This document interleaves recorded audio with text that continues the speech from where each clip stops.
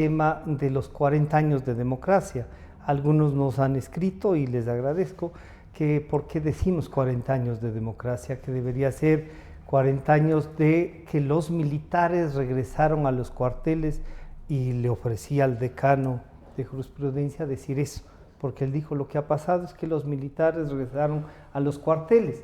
Comparto que regresaron, pero también el intento de construir democracia ha sido importante. Dijo que nos iba a escuchar hoy también con los alumnos de Derecho de la Universidad Central, así es que creo que deben estar conectándose. Y hoy hemos invitado a dos, yo diría, testigos de excepción, porque unas veces los actores principales, otras veces sus asesores, otras veces los dirigentes políticos son. Pero aquí tenemos a dos personas, al economista Mauricio Dávalos y al señor doctor Luis Verde Soto. Muy amigo Luis de Jaime Roldós y Mauricio de Jaime Roldós y de Osvaldo Hurtado. Pero además, participabas en una de las comisiones de reestructuración jurídica, la que hizo la Constitución. En cambio, Luis participaba en esta parte de los derechos humanos que fue un peso específico, diría yo, de Jaime Roldós al retorno. Yo les quería preguntar primero esto, ¿cómo se inicia, Mauricio, el tema de las comisiones legislativas para reestructurar el Estado y retornar a un sistema democrático que, más allá de que a algunos no les guste, que digamos el retorno a la democracia ha sido el retornar a esto que siempre estará en construcción? ¿No? Bienvenido, buenos días. Gracias, Francisco. Mira, yo siempre había sido, desde muchacho que fui estudiante en la Universidad Central, en la Escuela de Derecho, un defensor total del sistema democrático. Y por lo tanto, estuve siempre en contra de las dictaduras, tanto de los años 60 como de los años 70. En los años 70 teníamos una dictadura que tuvo la suerte de beneficiarse con los ingresos del petróleo y no quisieron que eventualmente tuvieran que pasar por una salida como la que tuvo la anterior dictadura, que fue por una enorme presión social que ejercimos tanto los estudiantes como los sindicatos, y de una manera coordinada, porque coordinábamos sistemáticamente. Había un diálogo directo definitivamente, entre las organizaciones definitivamente. sociales. Al final fueron, digamos, figuras políticas importantes las que determinaron la sucesión en esa vez en los años 60, pero los militares en los años 70 no quisieron que hubiera ese tipo de retorno, y entonces, a pesar de que había cierto disenso entre ellos, pero pensaron que podría darse un acuerdo sobre la forma de regresar ordenadamente al sistema democrático. Algunos partidos rechazaron cualquier tipo de acuerdo con la dictadura para ese retorno. En cambio, muchos partidos, entre esos el Partido Demócrata Cristiano, en el cual yo militaba, pensamos que las dos únicas formas de salir de una dictadura eran a través de las armas o, caso contrario, de una negociación civilizadamente llevada a cabo y que pudiera dar un buen resultado para esa democracia que habría nacido después. Y desde ese punto de vista ¿Se formó un gran acuerdo? ¿Sí? Exactamente, con partidos en donde estaba el CVP, justamente que Jaime Roldós estuvo en la segunda comisión de reestructuración jurídica, que preparó un proyecto basado en la Constitución de 1945, y también me cupo estar en representación del partido mío en la primera comisión en donde hicimos el proyecto de nueva Constitución que se llamó y que eventualmente fue el que fue aprobado y que rigió desde 1979. Ahí en cambio, no sé si Luis nos ayudas, la visión, la amistad tuya con Jaime se la ha ido valorando y cada documental, cada cosa que se puede hacer.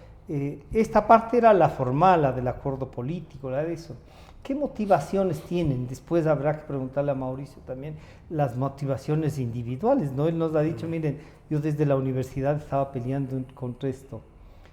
A Jaime, tú le veías, muchos nos llegaban noticias, estábamos en el colegio, de que él podría ser candidato a alcalde de Guayaquil, pero termina por no ser Don Asad y Julio César Trujillo, que parece era el primer acuerdo, termina siendo candidato a la presidencia. ¿Conversó algo de eso contigo? Bienvenido, buenas tardes. Gracias. No, mi amistad con Jaime Roldós es posterior, viene ya cuando él es presidente. Más bien yo asisto a la transición pactada, como bien se ha referido, que es una transición pactada entre la clase política y los militares, y un segmento de militares en especial, que es la que permite que se venza este intento de provocación que existió. Hubo dos intentos muy precisos, ¿no es cierto? No solo a nivel de determinadas políticas públicas que también se constituían una provocación, sobre todo la política de endeudamiento externo, sino dos hechos precisos, puntuales. Uno de ellos, la represión de Astra, el conjunto de elementos, de personas que mueren en la represión de Astra, injustificado bajo todas luces y contrario a toda forma de derechos humanos, se constituye en una presión indudable tanto de fortalecimiento de los sectores duros de las Fuerzas Armadas, cuanto, yo diría, genera un enorme temor en los sectores populares. Yo recuerdo, ese rato militaba en un partido más bien ligada, digamos, a la izquierda radical, en el que tratábamos de promover una huelga respecto de respuesta a Astra, y los obreros nos dijeron un día no a la huelga indefinida, no a la huelga de 2 días, no a la huelga de un día, no a la huelga de 6 horas. Es decir, el miedo había penetrado a la sociedad. Es el objetivo de Astra, claro, ¿no es cierto? Astra no tenía una correlación entre el hecho puntual que había provocado esa represión y el grado de represión que se pone. Se trató de generalizar, ¿no es cierto?, una situación de generalización de miedo, de generación de temores con segmentos de la sociedad, y lograron de algún modo eso, pero que luego, yo diría, la clase política ecuatoriana logra con paciencia esta transición pactada, que básicamente lo que plantea es, yo diría, pienso en el caso de la democracia cristiana, piensa en que la democracia ecuatoriana dependerá del sistema de partidos que se logre. Y tanto que proponen la ley de partidos políticos. Y por eso es que, ¿no?, Osvaldo Hurtado se instala como a la cabeza de la comisión de partidos políticos, de la que va a ser la legislación y fundamentalmente la legislación de partidos políticos. Cómo se produjo la dinámica, esto lo que hago es simplemente transcribir alguna conversación con Osvaldo. Entiendo que el momento crucial es cuando los militares obstaculizan la candidatura de Asad Bucaram, y ese momento se desarma el equilibrio que habían armado, que era un equilibrio en el cual Jaime Roldós era candidato a alcaldía de Guayaquil. Entiendo que en ese rato había el Partido Demócrata Cristiano tenía una oscilación entre si la candidatura a la vicepresidencia con Raúl Clemente Huerta o, en su defecto, el trabajar algún acercamiento al CFP, y optan por el acercamiento al CFP, que yo diría que ese rato diseña una vía que queda trunca con la muerte de Roldós, y la vía que queda trunca es la de la transformación del populismo clásico ecuatoriano hacia una opción más centrista, digamos así. Como más estructurada, con una base. Evidentemente Jaime Roldós venía de esta matriz de populismo, y era más clásicamente populista en el sentido de que era un hombre con alto atractivo carismático en las masas, pero con una cabeza socialdemócrata clara. Y en ese sentido... ¿Tú dirías que era socialdemócrata? Sí, ¿lo definirías así? Sí, yo diría que la cabeza de Jaime Roldós es una cabeza socialdemócrata, y que lo se estructura ahí es un pacto entonces vigente en el mundo, que era la idea de cómo relacionar democracia cristiana con la socialdemocracia, ¿no?, que era un poco el patrón que estaba dando vueltas en el mundo. De algún modo se ejecuta en Ecuador, con las tensiones obvias que claro. tenía que producirse. Pero eso es lo que ocurre. Yo conozco a Jaime Roldós después, conozco a Jaime Roldós cuando se produce ¿La acompañaste en la presidencia? Yo la acompañé en la presidencia en dos momentos. En un momento en el cual termina... Lo de la carta de Riobamba organizaron con ustedes. Esto fue básicamente organizado por Horacio Sevilla. Horacio era ese rato el asesor de asuntos internacionales. Pero se produce una tensión fuerte incluso con las mismas Fuerzas Armadas. Recordemos que ese es un momento de mucho aprendizaje democrático de todos, de quienes ejercían los diversos cargos políticos, incluyendo a Mauricio en ese rato, como de aprendizaje de las Fuerzas Armadas, que tenían que aprender a tener un rol y un lugar en la democracia. Que no era el de mandar. Claro, y un poco esto a veces se produjo empujones, digámoslo así, ¿no es cierto? Y un empujón fue la salida del primer cuerpo de asesores del presidente Roldós y a continuación ingresé yo con algún grupo, entre ellos mi buen amigo cuyos 5 años de muerte ahora se celebran, de Manuel Chiriboga, y luego me quedé yo solamente como asesor técnico de Palacio con un cargo, con un nombre rimbombante que habían sacado los organismos internacionales, que era sociólogo de la presidencia. Porque los militares habían presionado a que no hubiese asesores del presidente. Entonces el cargo rimbombante que se inventaron era este. Sociólogo de la presidencia. Es más o menos medidor de ambientes. No te voy a decir qué diría Absalón, pero bueno. Por eso mismo me llevo bien con Francisco y menos con Absalón. Mauricio, llegado esto, se habló de que el intento, bueno, al sacar del paso a Don Assad, ya era un intento de romper, como también nos dice Luis, pero terminan haciendo un acuerdo con el CFP y teniendo el binomio.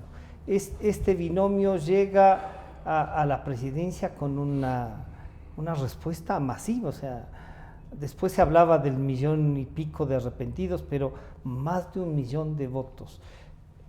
¿Qué diferencias hay en ese Ecuador en el que ustedes proponen a Roldós y Hurtado con el de ahora? Para ir construyendo, que estos 40 años nos sirvan para poder construir esa democracia que otros exigen. Mira, no quisiera dejar pasar una cosa que es importante. Efectivamente, algunos militares presionaron desde el gobierno, por ejemplo, para que en el proyecto de constitución se pusiera ciertas condiciones para ser presidente que le excluían a Assad Bucaram. Sin embargo, en las dos comisiones nos negamos a hacer eso. Y ninguno de los dos proyectos llevó ningún tipo de cortapisa para la candidatura de Assad Bucaram. Ellos salieron después con un subterfugio, en definitiva, que prácticamente requería que el comandante en jefe de las Fuerzas Armadas fuera hijo de padre y madre ecuatoriano. Y por ahí es que marginaron a Assad Bucaram. Más bien fue una legislación secundaria. Inferior, secundaria. Exactamente. Ahora, una vez que ya Assad Bucaram fue marginado, que creo que él veía venir ese hecho desde antes, entonces comienzan las negociaciones. Él había negociado con el Partido Liberal, con Raúl Clemente Huerta, y también con Roldós, Osvaldo Hurtado, yo habíamos conversado bastante. Ahí hicimos amistad, en definitiva, en las comisiones. Y realmente con Roldós nos sentíamos muy cómodos. Una identificación, muy cómodos. Entonces, eventualmente, esta negociación de Assad Bucaram con Raúl Clemente Huerta no progresó, porque Raúl Clemente Huerta dijo que los liberales objetaban a Osvaldo Hurtado porque había escrito un libro en el cual no les trataba muy bien.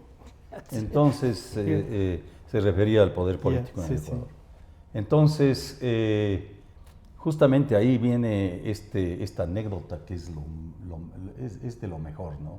Típico de Assad Bucaram, que esto era en una reunión en la cual estaban en la casa de Raúl Clemente Huerta, Asad Bucaram, Jaime Roldós, estaba también, tengo entendido, Osvaldo Hurtado, y luego de esa declaración, entonces Asad Bucaram se levanta y le dice, entonces no tenemos nada más que hablar, doctor. Usted ha perdido por tercera vez la presidencia de la República. Y ahí termina. Y ahí termina. Y entonces se habla de este entendimiento entre CFP y la democracia cristiana. La democracia cristiana éramos un grupo de jóvenes, pero grupo pequeño, pero que habíamos logrado ya un peso específico en la política, ¿no? Sí, en el Ecuador. Y desde ese punto de vista es que se nos veía y se nos apreciaba. Creo que el ensayo fue muy bueno. El presidente y vicepresidente tenían una excelente amistad y hay un grupo que teníamos que realmente fue una cosa muy interesante. Fue muy lamentable luego el hecho de Paquisha, porque eso puso una tensión brutal. Total, ¿no? Pero mira que hay una cosa que hay que llamar también a pensar a los ecuatorianos. Los militares tuvieron un muy buen comportamiento con la nueva democracia. También porque tuvimos la suerte de tener algunos militares con una mentalidad democrática. Habían sido formados que se les puso al frente. Especialmente el general Rodríguez Palacios. El general Rodríguez Palacios, que fue el ministro de Defensa y que lamentablemente murió en un accidente en Loja. Realmente fue un puntal para el progreso en esta nueva situación de relación de Fuerzas Armadas. Pero él tenía que liderazgo al interior de las Fuerzas Naturalmente, Armadas, ¿sí? Un hombre muy respetado, ¿sí? muy inteligente, muy respetado, con una simpatía personal extraordinaria. Interesante. Antes de avanzar, yo quisiera preguntarte, Luis, en este caso, tú dirías la muerte de Jaime Roldós lleva a algunos a pensar que podía romperse ese retorno, que podían aprovechar también los militares. Para la gente cercana a Jaime, ¿cómo fue el tema? Un domingo nos encontramos, da un discurso, en la tarde está muerto. Mira, y además, ¿qué creerías que se perdió ese día, no? Fue un día complejo para la parte más de corto plazo, más anecdótica. Fue un día muy complejo, ¿no es verdad? En el que hubo un momento de decisión muy importante. En el gabinete, Osvaldo Hurtado adopta una posición, creo que es crucial, que es la de, frente a las tensiones que circulaban en muchos espacios políticos, de que o había dictadura, que los militares se habían reunido en el Ministerio de Defensa, lo cual era correcto y cierto, sí. Estaban reunidos la plana mayor de las Fuerzas Armadas en el Ministerio de Defensa. Había un ruido en la Plaza Grande de gente que gritaba dictadura o democracia, no la dictadura, etcétera. Había una cierta movilización y había una tensión en los legisladores que comenzaban a rumorear y a lanzar nociones de que debía procederse a una posesión de cara al Parlamento y consiguientemente el Parlamento tenía que avalar la forma de sucesión o la sucesión. Osvaldo Hurtado toma una decisión que a mí me parece crucial, que es la de decir, por fuerza de la Constitución, yo soy presidente de la República. Dicta el primer decreto. Claro. Ese es importante. Asumiendo la presidencia. Asume la presidencia, entonces autoasume la presidencia sin mediación de ninguna otra forma ni colegiada. Pero eso estaba previsto en la Constitución. En la Constitución.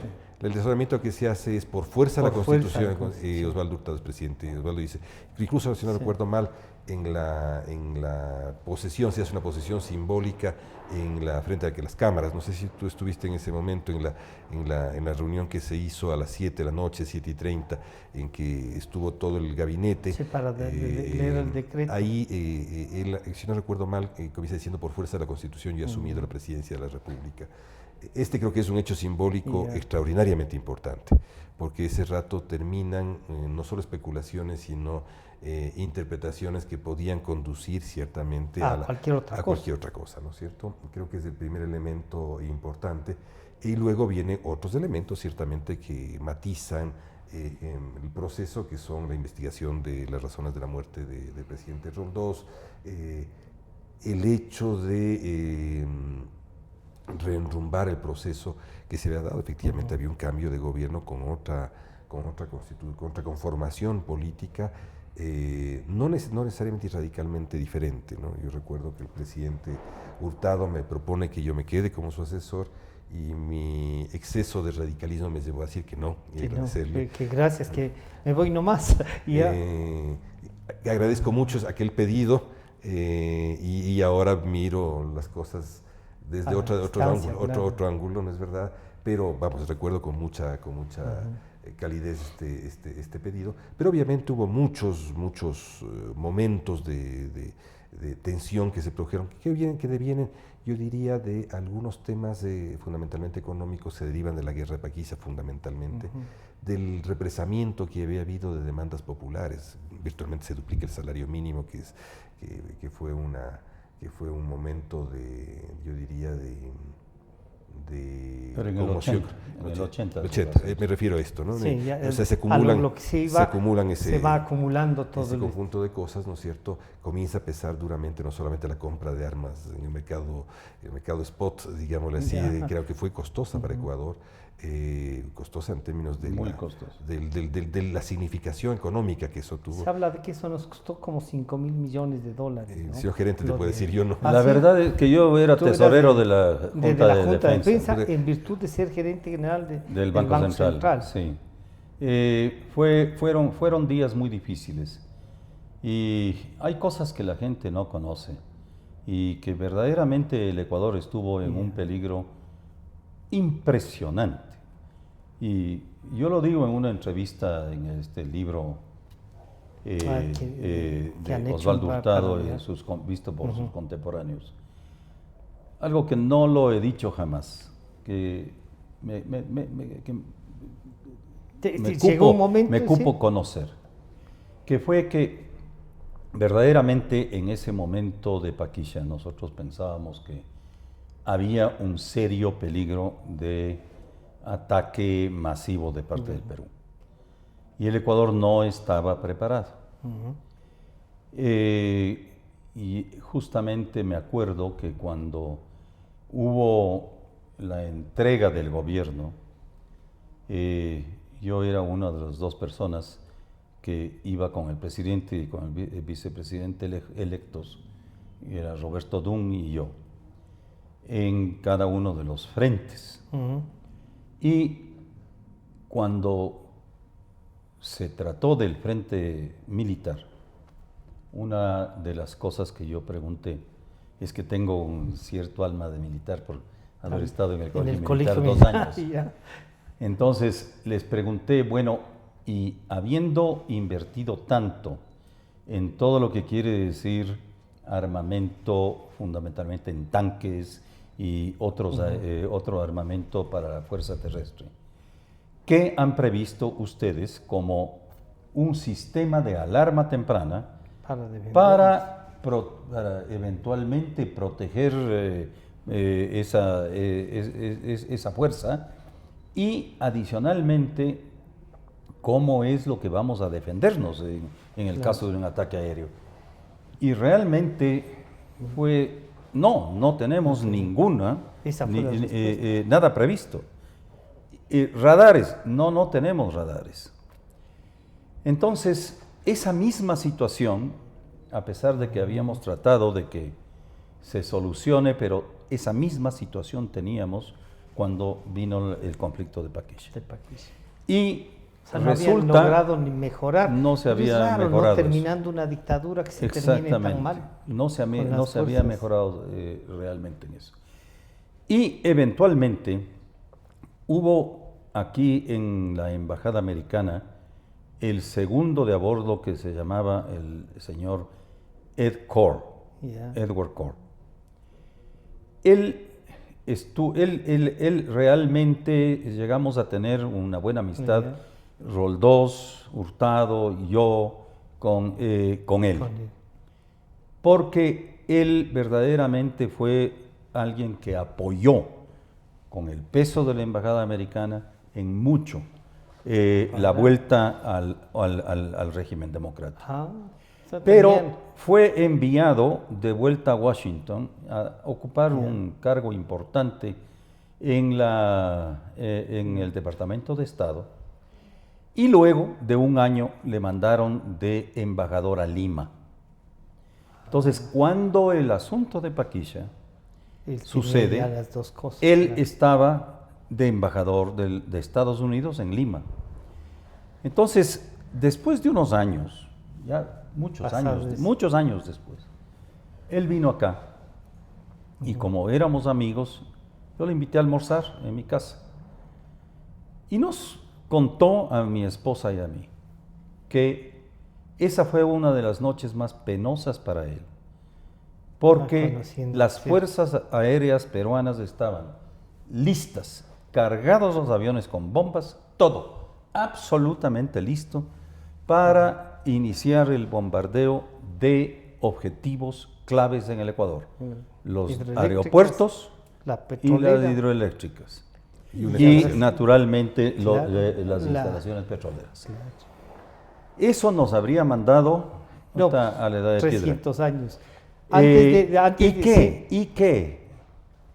Él acudió por su propia iniciativa a donde el no. presidente Belaúnde y le dijo: presidente, he conocido esto y verdaderamente esto no es justo, porque lo que puede hacer con un bombardeo la Fuerza Aérea Peruana de estos objetivos es destrozar completamente a un país.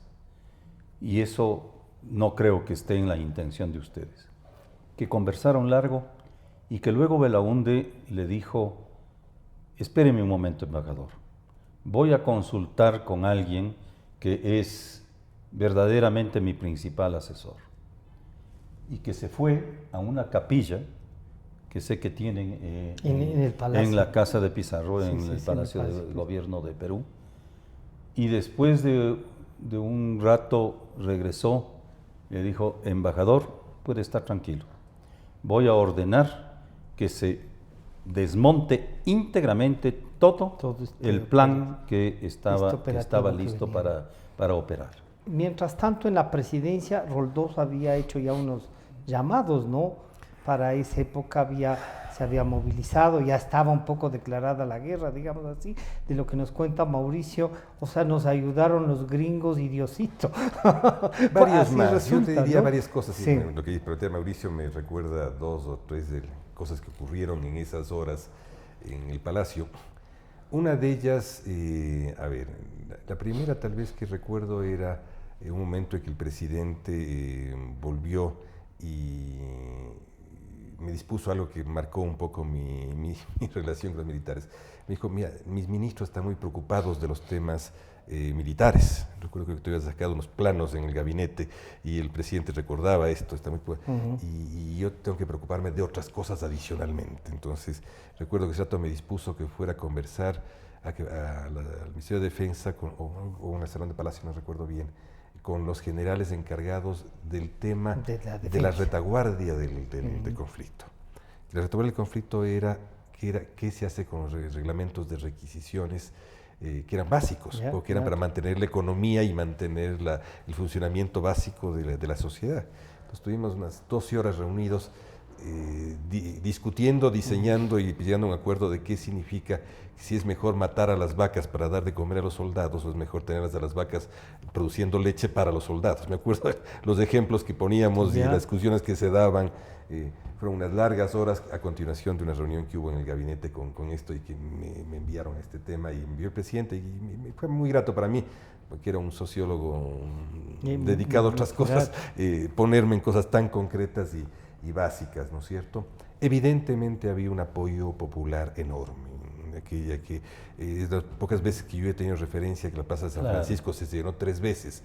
A las 2 de la tarde se había llenado una vez, a la segunda hacia la tarde, y es aquella vez en que el presidente hace esta visión una cosa tan clásica que dijo ante un discurso muy eufórico y muy estructurado del prefecto Romero Barberis. El presidente decide voluntariamente y luego él se queja consigo mismo y plantea y dice: he tenido que tomar esta decisión de apaciguar el ánimo de masas, cuando dice hay que dormir con un ojo cerrado y el otro abierto, porque le habían entregado con la frase clásica de Fidel Castro: comandante Roldós ordene.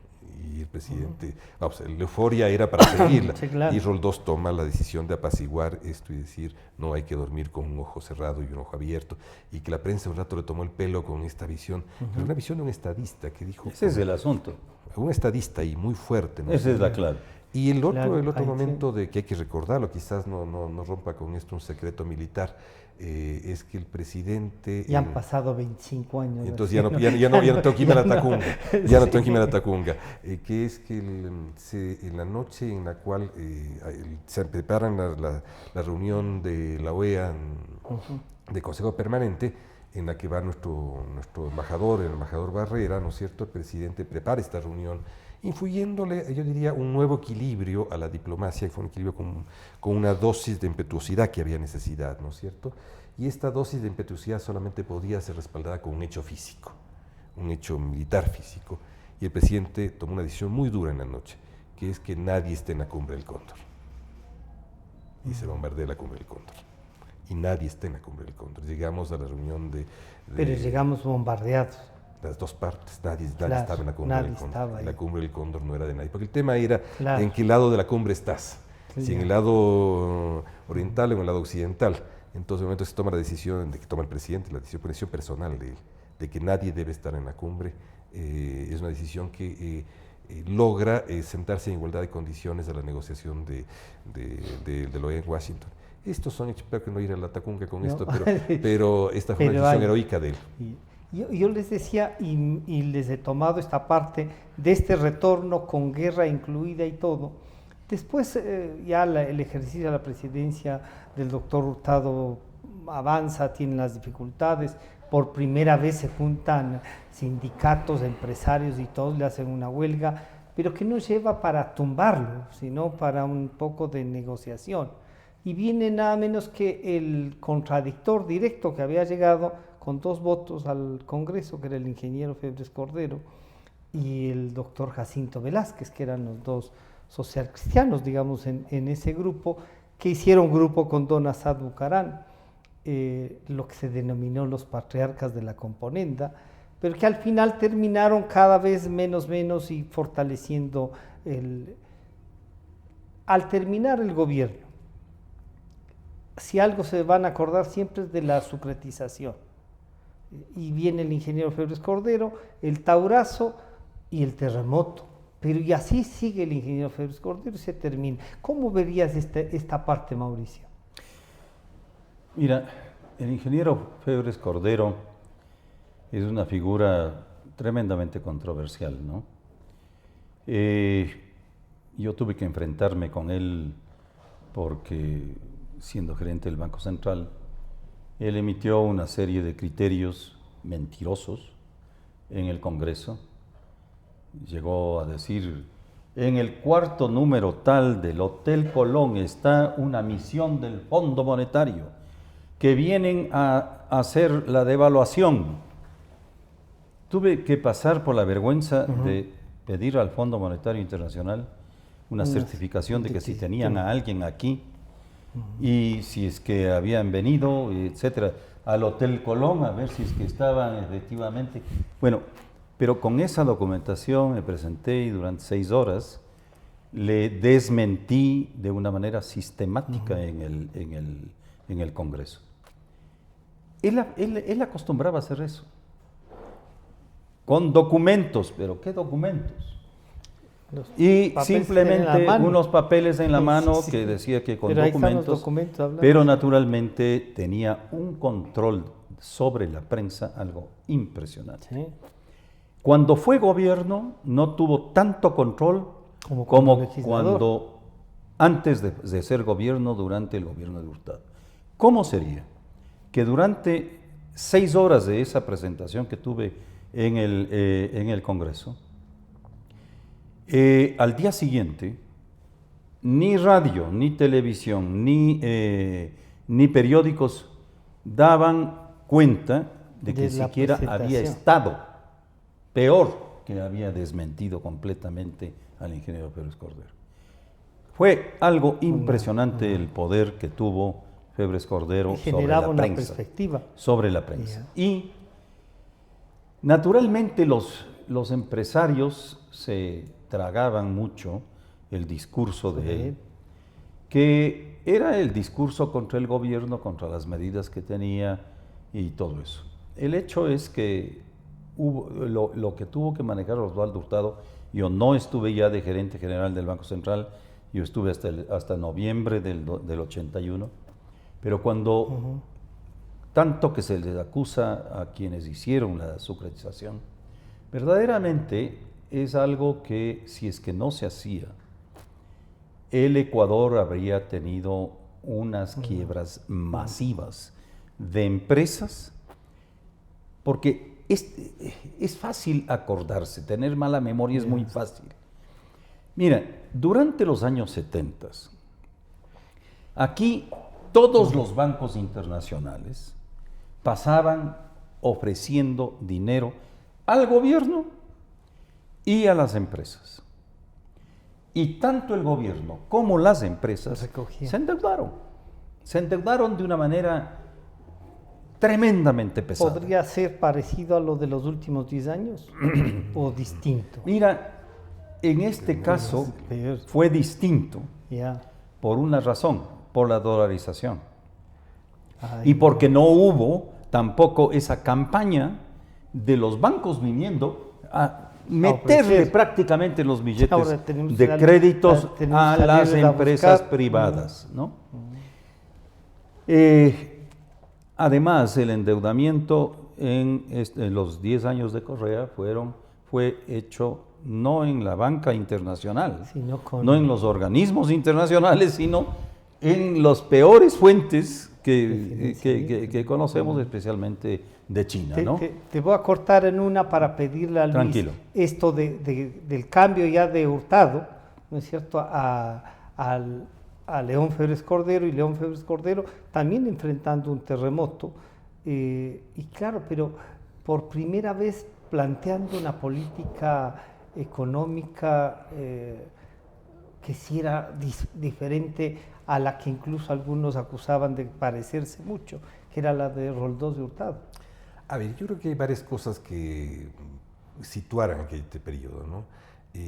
Si algo dejó cimentado en la política pública el triunfo de la nueva Constitución, fue una suerte de pequeña tutela militar, no solo en la política, sino también en la forma estatal respecto a la economía. O sea, quedó situada una cierta presencia importante del Estado en la economía, una capacidad contralora importante, no solamente reguladora, sino contralora importante, ¿no es verdad? Que es la que luego comienza a entrar en tensión. Segundo elemento que tenemos que pensar en ese rato es que Ecuador ya pasaba de un momento más tenue de la relación Sierra-Costa en términos de políticas públicas.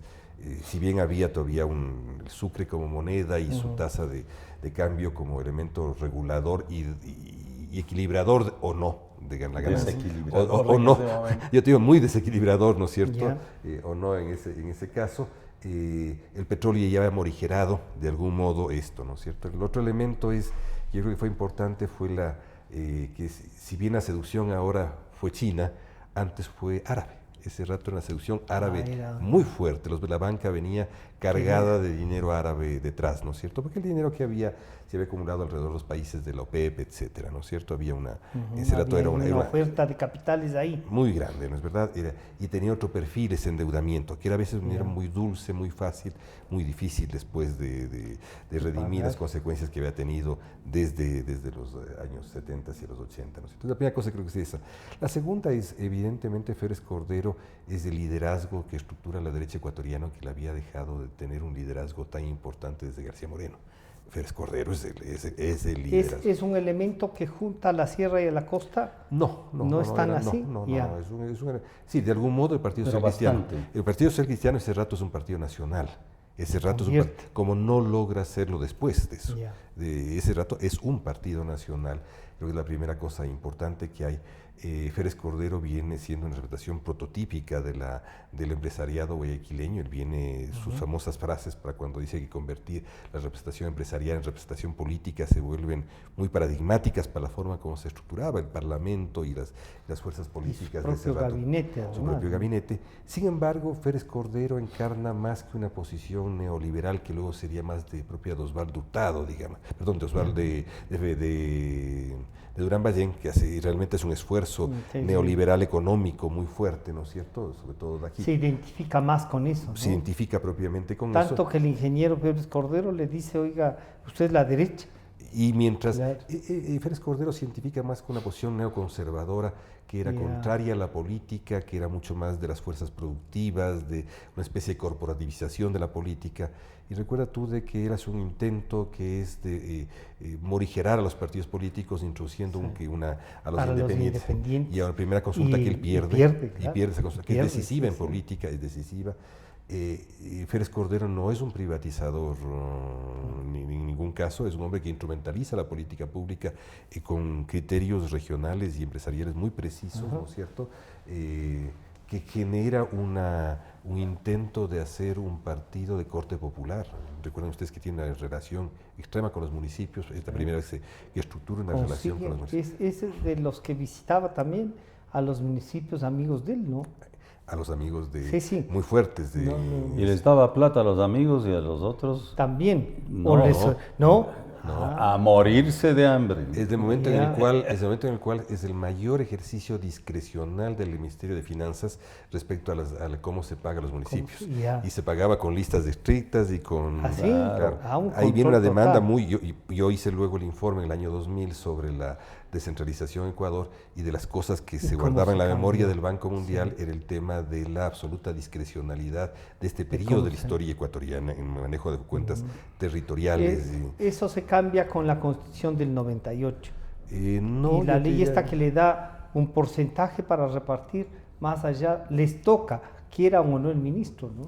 Claro, es decir, vienen una serie de elementos de automatización del ejercicio financiero en relación a los territorios, pero que en este trato hubo mucha discrecionalidad juega un rol central los dos elementos, obviamente el taurazo, que se convierte en un hecho de debilitamiento político muy grande, y la ruptura del oleoducto. Eso, aquello rompe, pero deja metida una mala espina en la política democrática. La mala espina es pensar que los partidos políticos sólidos son igual a Estado grande. Esta es la espina que queda metida del neoconservadorismo de ese periodo, que es el peor error que comete, yo diría, en general el segmento de derecha ecuatoriana, pensar de que los grandes partidos políticos son iguales a Estado grande. Porque ahora si alguien sufre la falta de partidos políticos de la derecha y la izquierda, el centro, todo el mundo sufre esa crisis de partidos políticos, ¿no es cierto? Pero se mete mucho la idea de que partido grande es igual a Estado grande. Y ahí estamos. Y de ahí ya pasamos, Mauricio, entre Férez Cordero y Rodrigo Borja. Y Rodrigo Borja intenta, algunos dicen, no, pero la inflación con él fue una cosa absurda, se llegó a no sé cuánto, comienzan a hablar del tema de... Pero él llega también a tener un acuerdo y tiene una representación, un equilibrio regional en su gabinete, sus gentes, sus movimientos en la sierra, en la costa, en el oriente, tienen la movilización indígena. ¿Cómo ves esa parte ya? o recibió menos tenso el tema? Yo creo que Rodrigo Borja tuvo la suerte de que la democracia cristiana apoyó Los dos primeros en años. el poder legislativo general, sí. a su gobierno, y eso es algo que verdaderamente no puede ser Desconocido, no tener no un valor solamente real. desconocido, Ya. sino hay que darle el peso necesario, porque la debilidad más grande, por ejemplo, que tuvo el gobierno de Osvaldo Hurtado fue el Seis contar con legisladores. cinco de Sí. la DP y punto. Eso Ya. pesa para poder Claro. gobernar, ¿no? Claro, Y así todo tomar las decisiones que tomó, pero que eran absolutamente necesarias. No quiero dejar pasar esta cosa, porque es importante en el mundo en el que hoy vivimos. A veces en el Ecuador nosotros pensamos que somos el Ecuador y el mundo está vacío, pero no es así. El Ecuador es un país demasiado chiquito y es como un pedacito de balsa flotando en medio o de un mar calmo o, caso contrario, de una tempestad.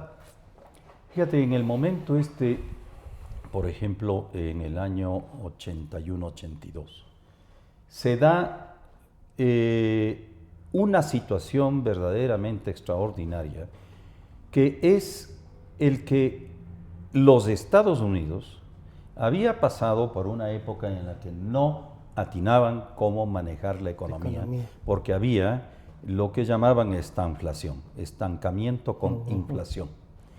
Hasta que viene en el gobierno de Reagan, viene el presidente de la Reserva Federal, Fokker, y dice: esto lo paramos de esta manera, con política monetaria.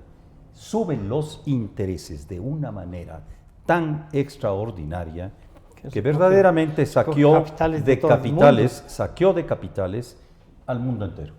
Al mundo entero.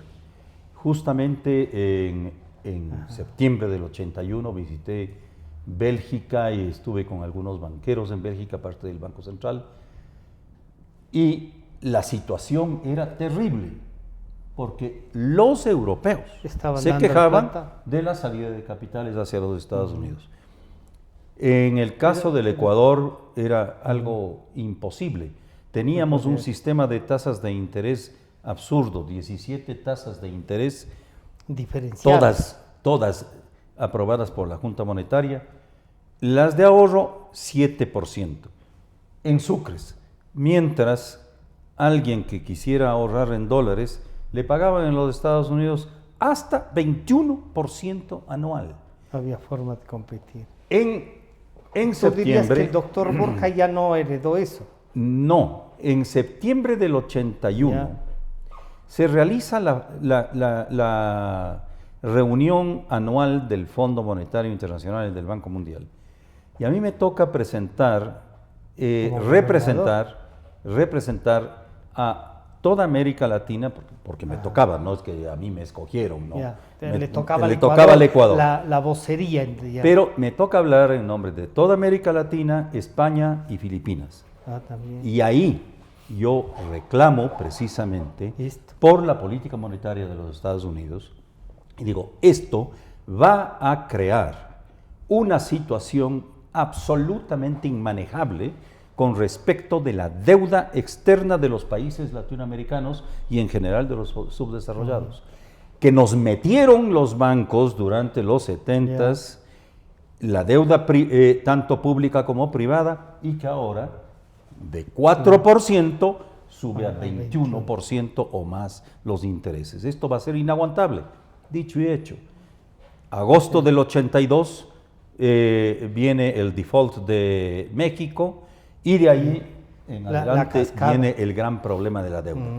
En el caso del gobierno de Rodrigo Borja, claro, él recibe una situación absolutamente distinta. Febres Cordero hecho algunas devaluaciones, había subido los combustibles y todo eso. Pero en el caso de Rodrigo Borja, yo creo que tuvo mucho recelo de hacer muchas cosas de las que dijo iba a hacer. Ya. De tal manera que verdaderamente al término del gobierno de Rodrigo Borja, resultaba que el gobierno socialdemócrata de Rodrigo Borja había sido el que menos había logrado bajar la pobreza. Es más, Has visto hasta al final, había quizá por el subido la equilibrio. pobreza Y ahí, al Luis, final del entonces, gobierno. claro, ahí yo te pediría, se nos fue el tiempo, que cómo es sumar lo de Rodrigo Borja, que para muchos un gobierno democrático, Claro un que día sí. decía, no, no siempre se miden por kilómetros de carretera la democracia, ¿no? Borja, ¿cómo lo verías tú ya en el momento que llega a la presidencia? Y si le sumas al arquitecto Sixto Durán Ballén, que es hasta dónde llega esta primera etapa y luego viene convulsa hasta llegar a Correa, ¿no? A ver, la parte del gobierno de Rodrigo Borja yo creo que hay que ponderarla históricamente bien, en el sentido de que Borja asume, yo diría, como tarea una alta racionalidad de la gestión pública. Ya. Y esa alta racionalidad de la gestión pública le enfoca en la economía antes que en lo social. Mauricio lo plantea muy bien. Los logros sociales son mínimos, son menores. Sin embargo, hay elementos muy significativos. La campaña de alfabetización se convierte paradigmática en América Latina. La campaña de alfabetización se convierte en ese momento en el descenso brusco de la tasa de analfabetismo al nivel que queda luego históricamente estabilizada. Se convierte se hacen algunos esfuerzos enormes, recordemos Raúl Vaca hace esfuerzos muy grandes por introducir también racionalidad en el área social, pero sin embargo el gobierno de Borja tiene otros pies, yo diría. El pie básico en el que se mete el gobierno de Borja es el pie de la economía. Tratar de manejar la inflación en rangos razonables. Había una tensión muy fuerte de crecimiento de la inflación. Había un temor además muy fuerte que el gobierno socialdemócrata iba a ser un gran gasto social y conscientemente iba a ser un gobierno naturalmente inflacionario, que no lo fue. No fue. Yo diría, hay que reconocer un gobierno de absoluta perspicacia en lo internacional. El reestreno en el marco internacional ecuatoriano fue muy importante. ¿En qué sentido? Hay una gran presencia. Diego Cordobés es obviamente un hombre que, por cierto, los ecuatorianos no hemos reivindicado una significación precisa que Diego tiene en el mundo internacional. Así y es. en ese momento Diego logra 2 o 3 cosas importantes. Yo fui su ministro, fui su embajador, ¿no es verdad? Embajador del gobierno de doctor Borja. Diego, recuerdo una conversación que le pregunto a Diego, ¿y qué estamos sacando con ser parte del Consejo de Seguridad? Y Diego me miró con esa mirada lejana que solía, dijo, Luis, ahora el Departamento de Estado me llama a consultar. Antes nosotros teníamos que hacer cola para hablar con ellos. Y se me acuerdo fue la primera cosa. Y es una cosa de bastante peso. Por favor, en es ese un peso. Mundo, claro. Y el segundo peso que había junto a eso es el inicio de la negociación con Perú sobre el tema de la paz. Ese rato Ecuador logra en la visita que realiza Fujimori a Ecuador y en la oferta que Fujimori trae para negociar condiciones, yo diría, superiores a las que luego se consiguen luego de la guerra. Esto es algo que se ve con claridad en la evolución del tema del funcionamiento de la Cancillería ecuatoriana, ¿no es cierto?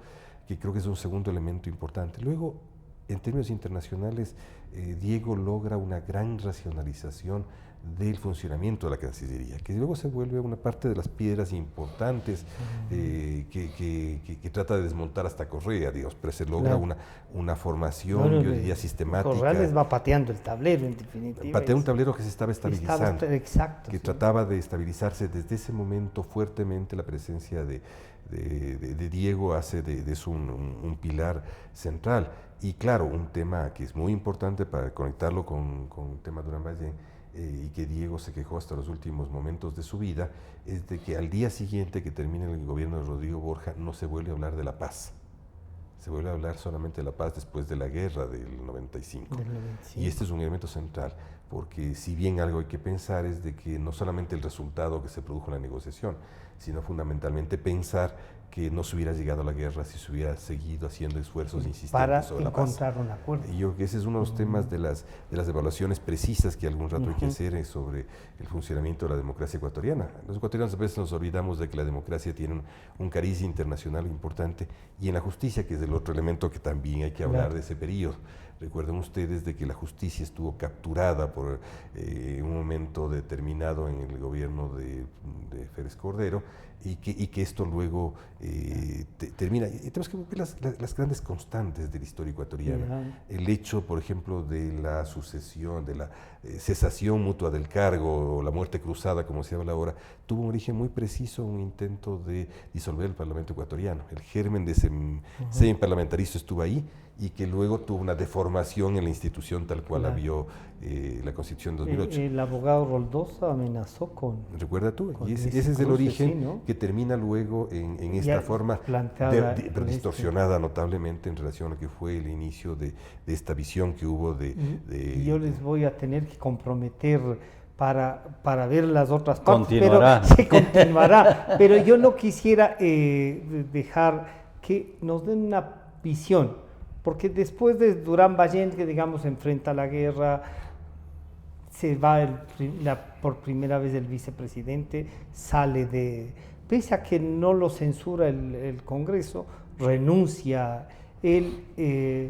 Después viene esta sucesión de Bucarán, viene la presidencia interina del doctor Alarcón, viene Yamil Maguad, también cae, viene el coronel Gutiérrez, que formaba parte de los que había querido votar a Maguad también, y también cae. Y luego llegamos a una especie de estabilidad, entre comillas, con el señor economista Correa. ¿Cómo llegamos a esto? Y se podría llamar en estos 20 años últimos que hacía... esto es democracia, la gente no nos está pidiendo a todos y a ustedes que han sido parte de la construcción y de estar, que algo más nos está faltando. ¿Cómo construimos realmente democracia? Bueno, yo creo que esta es una tarea terriblemente difícil en este momento. En primer lugar, los sistemas democráticos, para funcionar bien, al menos como se los conoce, a los que funcionan, requieren de partidos políticos que sepan claramente a dónde quieren ir, a dónde van, tengan propuestas claras y esas propuestas las pongan a consideración de la población. Cuando hay estas organizaciones políticas, las democracias... Insistirías en que hay que construir eso. Es que eso es imprescindible. Una democracia sin partidos políticos es muy difícil que funcione. Sin embargo, hoy vivimos una época completamente distinta a aquella de hace 40 años. Hace 40 años habíamos comenzado dos partidos, la democracia cristiana y la socialdemocracia, que pretendíamos sustituir a la bipolaridad del liberal conservador de la historia ecuatoriana. Sin embargo, estos 40 años también, al mismo tiempo que vieron que estas dos corrientes de pensamiento mundial asumieron la conducción del Estado, pero al mismo tiempo fueron consumidos prácticamente por los eventos políticos que se han dado, y en este momento prácticamente los dos partidos están desaparecidos. Algo así, y eso es, la desaparición es un poco bajo la daga del verdugo del populismo. Eso mismo está pasando en democracias completamente consolidadas como las europeas. Las dos tendencias que también prevalecían, estas dos de la socialdemocracia y democracia cristiana, están de bajada, están saliendo, y fuerzas populistas están verdaderamente asumiendo el control o por lo menos tremenda influencia en muchos de los países europeos. Tú dirías, entonces hay que plantearnos ese trabajo. Hoy no tenemos unas propuestas nuevas como tuvimos hace 40 años que presentar al pueblo ecuatoriano y en el mundo también. No tenemos. Este es un deber que tenemos los ecuatorianos, que nos preocupamos de las cosas del país, del Estado, del mundo. Tenemos la obligación de trabajar en esa constitución de ideas que puedan enmarcar el rumbo del futuro, porque hoy es el campo propicio para el desarrollo del populismo. Estamos viendo, miren lo que pasa en Inglaterra. En Inglaterra, semejante democracia, el rato menos pensado, unos populistas disfrazados de conservadores o de cualquier cosa, agarran y sacan a Inglaterra de la Unión Europea, generando un problema fenomenal a ese país. Miren España. España no puede constituir gobierno. Hay en la derecha, en la izquierda, fuerzas populistas emergentes. Bélgica, el rey tiene que darle también 15 días más para la conformación de gobierno, porque no pueden conformar el gobierno. Entonces aquí hay que en Alemania las mismas fuerzas. En las últimas elecciones, el partido más castigado de todos, el socialdemócrata, luego la democracia cristiana. ¿Cuáles son los que están ascendiendo? Los populistas. Mira, en Francia es la misma historia. Y aquí el populismo verdaderamente fue el encargado ya del sacrificio total de estas fuerzas políticas. Entonces mira, no estamos en el mismo sitio, pero claro, nos toca una reinstitucionalización, porque el gobierno de Correa, desde el 2008, porque el 2007 fue otro gobierno, desde el 2008, con la vigencia de la Constitución del 2008, mira, fue una transformación total. Y verdaderamente se constituyó una dictadura con todas las armas y con mayor saña que las dos dictaduras de los 60 y 70. Luis, ahí viene el reto que nos plantea Mauricio, que dice que hay que hacerlo. Un poco también te toca ya jugar ahora, porque eres nada menos que consejero nacional del Nacional Electoral, ¿no es cierto?, el Consejo. ¿Cómo medir estos últimos 20 años? O sea, ¿qué debemos sacar para intentar construir o reconstruir una democracia que pueda caminar todos los días en busca de mejores? ¿Y qué planteas frente a eso? Ya no solo, digamos, como una expresión de tus investigaciones, sino también de lo que se puede hacer en ese consejo, ¿no?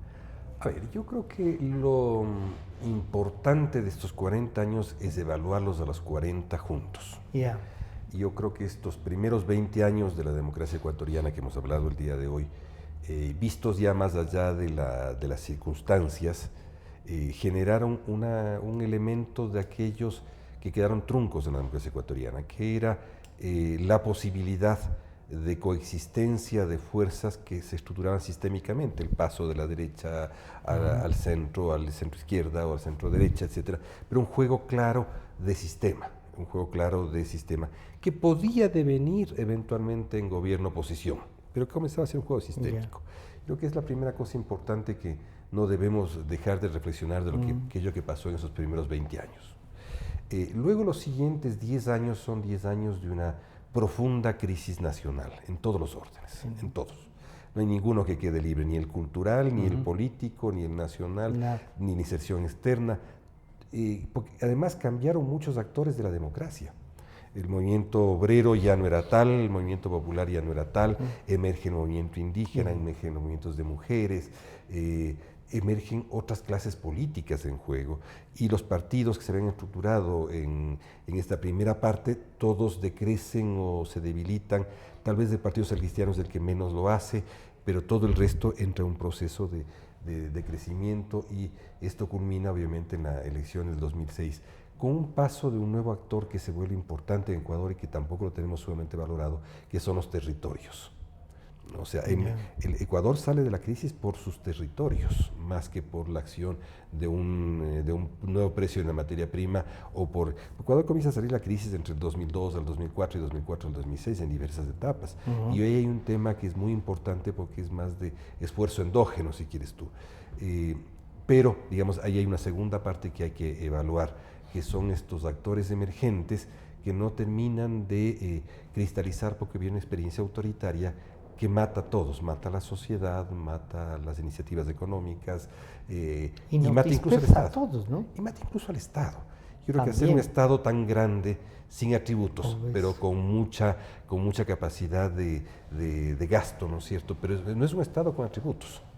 Porque si uno quisiera ver un Estado grande, uno tiene que ver, el Estado grande es un Estado con capacidades, con atributos, resolver cosas. no simplemente con capacidad de gasto.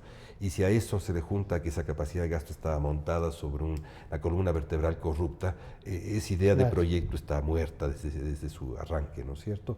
Entonces yo creo que tocan muchas cosas por reconstruir. Tal vez la asignatura pendiente más grande de Ecuador es la del sistema de partidos, que este rato no es un sistema, digamos, es de política organizada. Que debe hacerse es política organizada. Y la otra es obviamente de inserción externa, porque nos queda una tarea de inserción externa enorme. Las dos cosas se juntan. Yo creo que este rato ya no podemos pensar, y a nadie te acepta en el mundo también, tener sistemas de partidos que sean meros legitimadores de lo que otros hacen. Ya no existe el sistema de partidos que solamente legitime lo que venga a hacer el fondo, que haga el Banco Mundial, o que haga el BID. No, eso ya no existe. Que propongan cosas también. Tienen que ser activos e instrumentadores de igualdad política. Y es lo que tiene que hacer el Consejo Nacional Electoral, poner una cancha de igualdad. Que este rato no es solamente igualdad, ganar elecciones limpiamente, es demostrarle al mundo que somos parte del mundo democrático, que este rato no somos. Este rato todavía tenemos una deuda externa. ¿Y se podrá trabajar en eso? Eso es lo que aspiro. Estamos haciendo los esfuerzos. Si me dejan. Bueno, yo les comprometo, creo que nos faltó y hay que profundizar unos dos temas, no solo porque en el caso de Mauricio, militante y todo, tú también militante, ¿no? Pero después en los últimos años... El Estado me sacó, el Estado me quitó la militancia. Te sacó de la militancia, sí. Quedan pendientes algunos temas, estos son los retos que tiene el país. Han estado con nosotros el economista Mauricio Dávalos y el doctor Luis Verde Soto. Este programa estará a disposición nuevamente de ustedes a partir de las 3 de la tarde y nos estamos encontrando el día viernes. Muchísimas gracias. A ti. Democracia. Sobre la emergencia de gas y energía.